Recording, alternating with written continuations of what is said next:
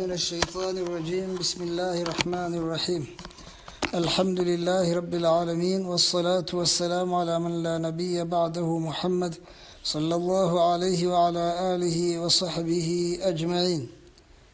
إن شاء الله تعالى turakomeza amasomo yacu yo mu gisibo, aho twuzuza amasomo ajyanye na Ramadan, ukwezi gutagatifu kwa Ramadan, no kwiyiriza muri uku kwezi. Twari tugeze kuri fadlu laylatul qadr, agaciro k'ijoro ry'ubugabe, ijoro rya laylatul qadr. laylatul qadr laylatun azimatul qadr فيها يفرق كل أمر حكيم، وتقدر الأرزاق والآجال والأحوال لتلك السنة.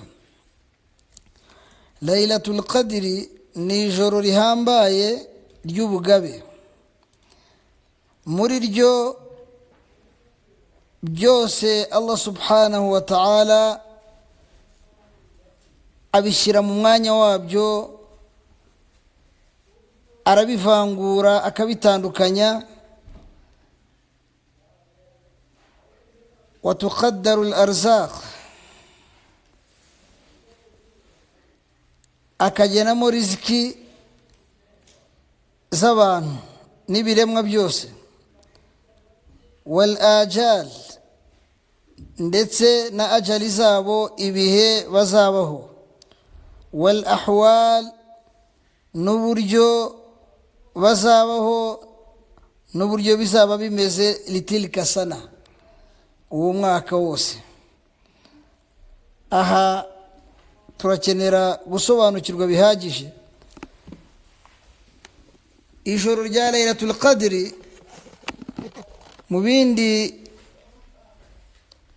abantu badakunze kumenya, nuko niryo joro Allah subhanahu wa ta'ala yemezamo gahunda zose zizaba mu mwaka.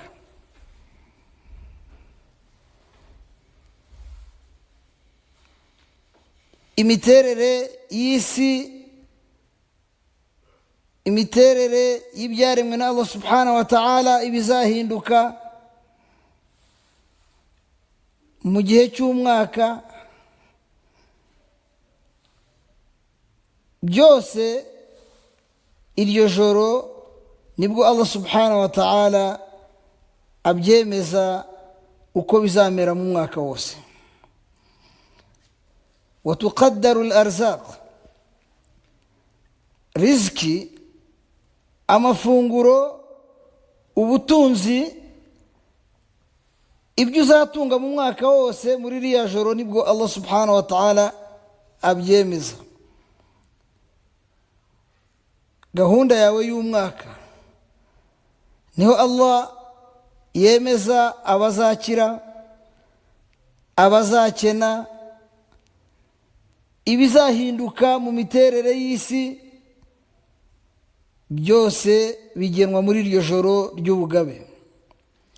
wal ajal, Allah subhanahu wa ta'ala nibwo yemezamo ajali za buri wese na buri byose muri gahunda y'umwaka.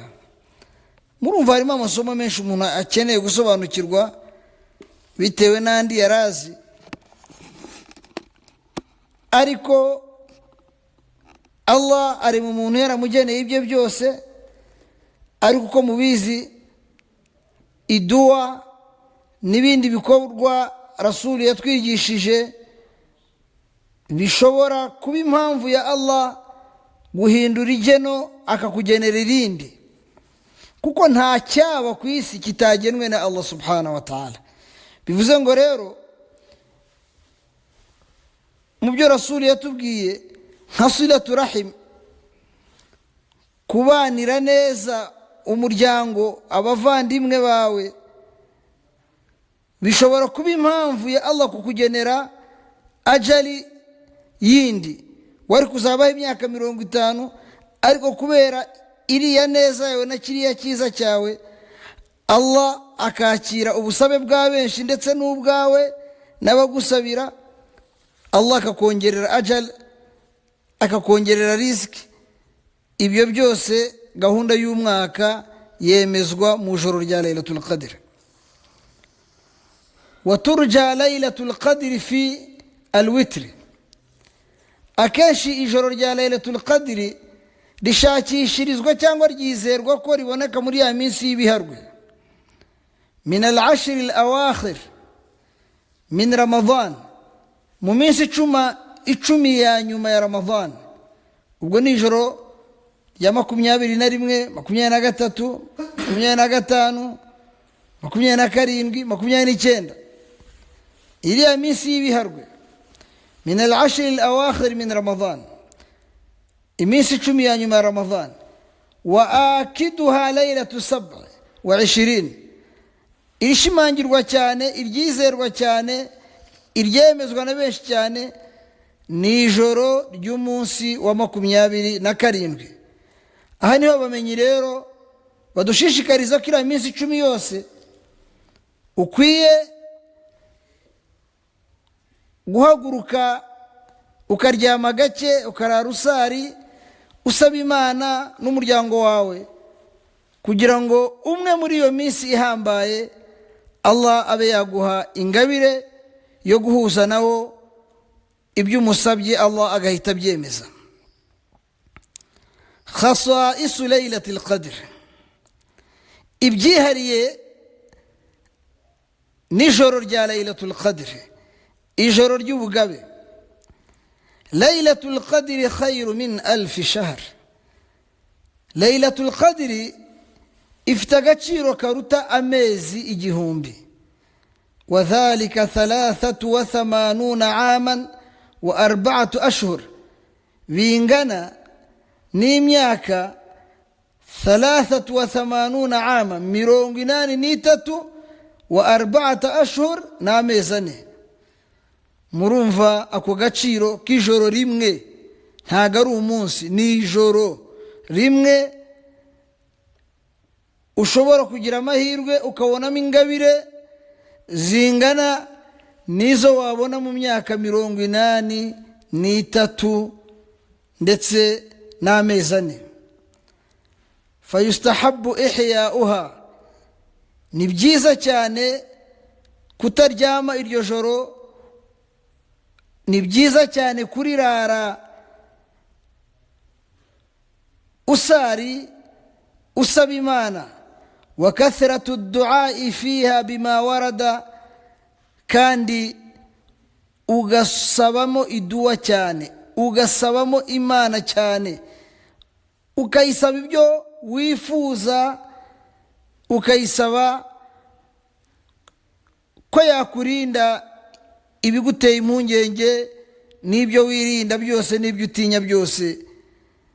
Ni ijoro ryo kutaryama, ahubwo rikaba ijoro umugaragu wa Allah subhanahu wa ta'ala arara atakambira Imana cyane, ayisaba imbabazi, ayishimira, ayisaba ibyiza, ayikingaho ngo imurinde ibibi n'akaga. Qala Allah ta'ala, Allah subhanahu wa ta'ala aratubwira muri Qur'an hagatifu agira ati: inna anzalnahu fi laylatil qadr, mukuri twe twamanuye iyi Qur'an mu joro ry'ubugabe.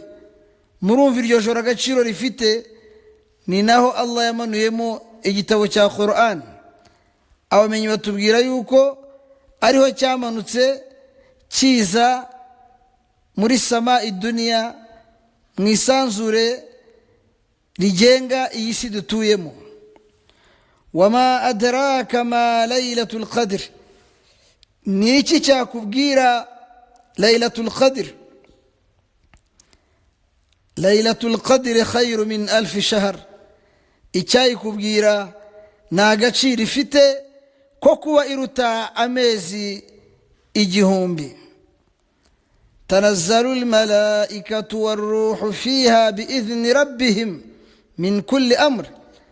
أبا ملائكة ومنكمو والروح na malayika roho ari we Jibril amanuka muri iryo joro biizni rabbihim min kulli amrin. Ibyo byose biba ni uburenganzira n'itegeko rya Allah subhanahu wa ta'ala abatanze kuri ibyo biremwa bitagatifu kumanuka kuri iyi si bizaniye umugisha abatuye isi bari mu minsi yo kwiyiriza, bari mu joro ry'ubugabe batakambira Allah subhanahu wa ta'ala. Salamun hiya hatta matla'il fajri, ngiryo joro ryose na amahoro. Abamalayika babasakaza amahoro muri iyi si kugeza matla'il fajri, umuseke utambitse. حديث ياتي أبي هريرة عن أبي هريرة رضي الله عنه عن النبي صلى الله عليه وسلم قال: من قام ليلة القدر إيمانا واحتسابا غفر له ما تقدم من ذنبه. إي حديثي إلى تبقى لكم ونزاها قرر يجيها قرروا كا ليلة القدر أسينغا أتكامبر الله akabikora imanan abitewe no kwemera Imana, wahtisaban ariyo yiringiye, ariyo atura ibikorwa byayo, ariyo akorera nk'uko yamutegetse. ghufira lahu ma taqaddama min dhanbihi, iryo joro rimusiga yababariwe ibyaha byaribanjirije bye. Allah adushyire muri abo bagaragu beza bazababarirwa ibyaha byabo. An Aisha radhiyallahu anha, indi nyigisho dukura kuri nyina w'abemeramana, umugore w'intumwa Muhammadin sallallahu alaihi wasallam, Aisha Imana imwishimire, aragira ati: qala qultu ya Rasul Allah, أرأيت إن علمت أي ليلة القدر ما أقول فيها. يا رسول الله, bimeze gute, urayibona gute ndamutse ngize amahirwe nkamenya iri joro ry'ubugabe ya laylatul qadri, ma aqulu fiha, nzavuga iki, nzabwira Imana iki? Qala Rasul sallallahu alaihi wasallam aramubwira ati: قولي أزافقتي اللهم إنك عفو كريم تحب العفو فاعف عني. اللهم إنك عفو كريم تحب العفو فاعف عني. اللهم إنك عفو كريم تحب العفو فاعف عني. اللهم ما نيانجي innaka afuwun, mukuri wowe uri umunyemuhwe, karimun ugira neza, ugira ubuntu, tuhibbul afwa ukunda kugira neza, kugira impuhwe, fa'fu anni, ngirira impuhwe. Iyi ni iduha ikomeye cyane. Ababyeyi bacu twamenye ubwenge iminsi 10 ya nyuma ya Ramadhan ariyo basoma basubiramo no muri tarawehe, aho bahuriye barimo gusari, barimo gutakambira Allah, bagira bati: Allahumma innaka afuwun karimun tuhibbul afwa fa'fu anni. Iyi dua ni dua ihambaye, kuko ugize Imana agahuza no kwakirwa kw'iyi dua ye, Allah ibyo byose arabimutunganyiriza. Akhrajahu Tirmidhi wa Ibn Majah. Abana bamenyi batugejejeho iyi hadithi mu bitabo byabo, bahurijemo hadithi zakomotse ku ntumwa yacu Muhammadin sallallahu alaihi wasallam. Twihuse rero, kuko turimo kwiga amasomo adufasha gutunganya somu yacu no gutunganya ibada zacu muri Ramadhan. Tugiye kureba ma yukrahu lis-saim wa ma yajibu wa ma yajuzu. hari ibitari byiza kuwafunze, hari n'ibiri ngombwa kuwafunze, hari n'ibyemewe afitemo amahitamo. twihuse, yukrahu lisaimi almubalaghatu fil madmadati wal istinshaq. si byiza ku muntu wafunze igihe arimo gutawaza yinyuguza mu kanwa cyangwa se ashoreza amazi, gushoreza agakabya akarengera. no kuvuga ngo iyo unyuguze ariko amazi ntuyageze kure kugira ngo atagucika ngo ube wayamira, cyangwa se nuba woza mu mazuru ushoreze udakurura cyane, udakabya ku buryo amazi yagucika akagera mu nda, ukaba uteje ikibazo somu yawe. wadhawqu ta'amu bila haja. n'abateka ngo si byiza umuntu kubonga ibiryo atabikeneye. bivuze ngo kuba wabuteka ushaka kumva ko umunyu wakoze ugashira ku rurimi wumva nta kibazo rwose ku muntu utetse, ariko kubonjabonja buri kanya ntago ari byiza igihe bitari ngombwa. walhijama, no kurumikwa nabyo ni makuruhu, ntago ari byiza. bivuze ngo ubikoze somu yawe niyo nonekara, ariko ushishikarizwa kutabikora kubera imbaraga bitwara umubiri. wanahwiha in ad'afatuhu, n'ibindi bimeze nka hijama, bimeze nko kurumikwa igihe byaca umubiri wawe imbaraga. naho ibyiza nanone ku wafunze, yasunu lisaimi almubadaratu ila bil iftar. ni byiza ku wafunze kwihutisha iftari, kudatinda gufutura nk'uko twayibonye. hina samai adhan al-maghrib, nyuma yo kumva adhan al-maghrib. ucyumva adhan al-maghrib ihutishe kugira icyo ufata kugira ngo ubarwe mu bamaze gukora ibada yo gufunga, utangiye gukora ibada yo gufuturu. ويجب عليه الإمساك عن المفترات من الأكل والشرب وغيرهما إذا تبين له طلوع الفجر الثاني. nanone ni ngombwa al-imsak, kwigomwa ukifata ukareka ibyatuma ufungura byose, ari ibiribwa cyangwa ibinyobwa n'ibindi byatuma ufungura. idha tabayyana lahu tulu' al-fajr, igihe umuseke ugaragaye. athani wa kabiri ni umuseke utambika, salati al-fajr ikaba irageze, isengesho rya mu gitondo rikaba igihe cyaryo kirageze.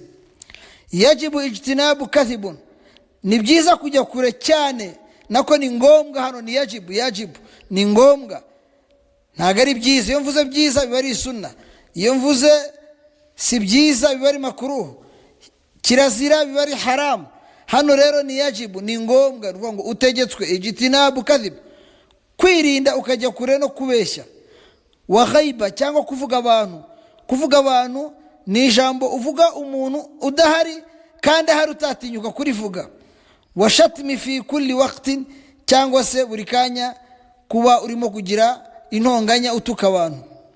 wa fi ramadan akid, muri ramadan ho birashimangiwe cyane kwirinda ibi, nubwo n'ubundi muri rusange ari itegeko kubyirinda ibyo byose twavuze. عن أبي هريرة رضي الله عنه عن النبي صلى الله عليه وسلم.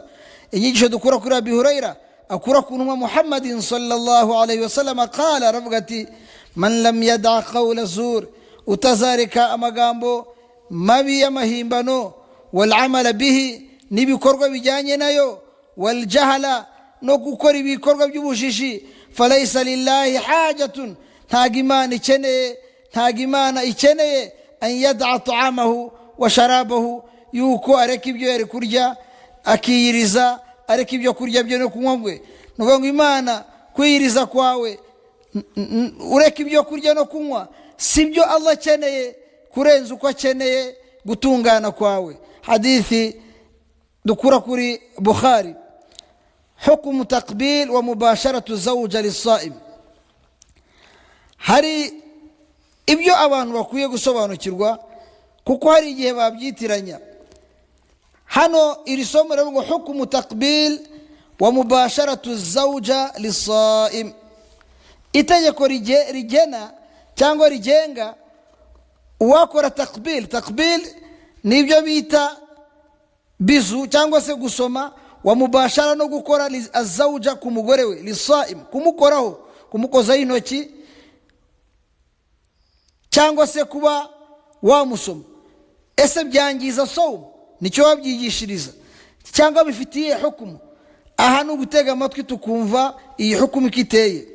Taqbilu rajuli imra'atahu, umugabo gusoma umugore we, walamsihi cyangwa kumukorakoraho, wa mubasharatihi cyangwa kumukinisha, laha min wara'i thawbi, ngo inyuma y'imwenda, wa huwa saim, afunze, kullu dhalika jaiz, ngibi byose ntacyo bitwaye. Wala haraja, nta nicyo byica kuri we. Wala taharakati shahwa, niyo yakumva shahwa zizamutse, ariko bifite kondisiyo, idha amina ala nafsi, iyo yizeye ko bitatuma arengera, ngo fa in khashiya alwuqu' fima harrama Allah, ariko iyo ufite impungenge ko byakugeza ku kimana yaziririje, min nuzulil mani, kuba wakwirangirizaho, hurrima alayhi dhalika, biba bibaye haram. Birumvikana yuko iyo turebye abamenyi batubwira yuko ku bantu bashaje, abantu bafite imyaka irenga 50, nibo bashobora gukora ibyo ntibibagireho ibibazo, kubera yuko shahawa zabo ziba zaracitse intege cyane. Ariko ku bantu bagishatse bakiri bato, bagirwa inama yo kubyirinda kuko byabicira isomu yabo.